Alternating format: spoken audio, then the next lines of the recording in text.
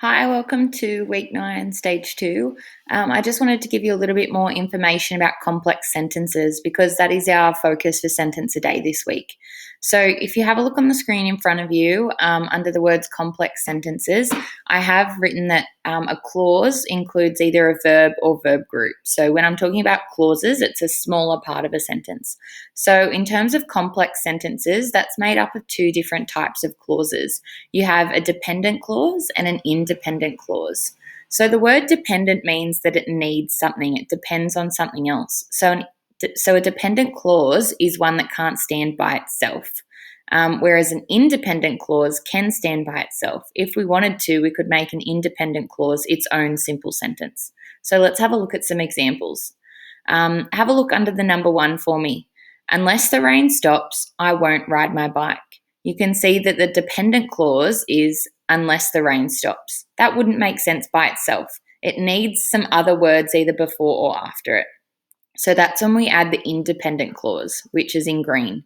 I won't ride my bike.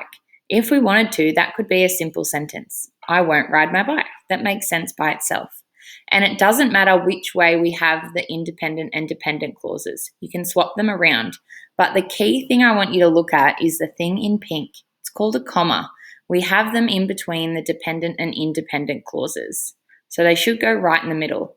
And as you know, a comma is where we take a short breath. So let's have a look at the second part of the first example. I won't ride my bike unless the rain stops. You can see there's a comma in between. I took a short breath. That sentence starts with the independent clause this time and then adds more information with the dependent clause. Okay, example 2.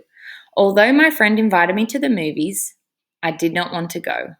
So, as you can see in yellow, the dependent clause is the first part of that sentence. Although my friend invited me to the movies. It depends on some more information to make sense, which is where we add the independent clause, I did not want to go.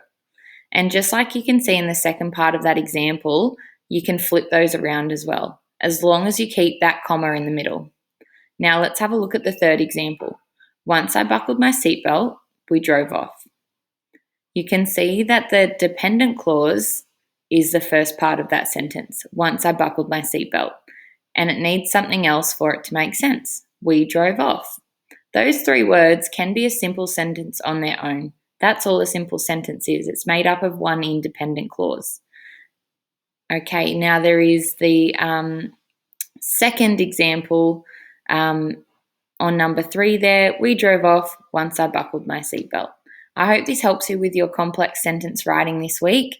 There is a whole heap of subordinating conjunctions on your screen there. I will upload those onto your Google form so you have them to use in your sentence a day.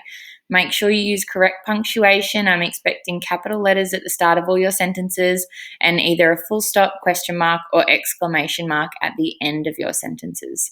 Well done, guys. Keep up the great work.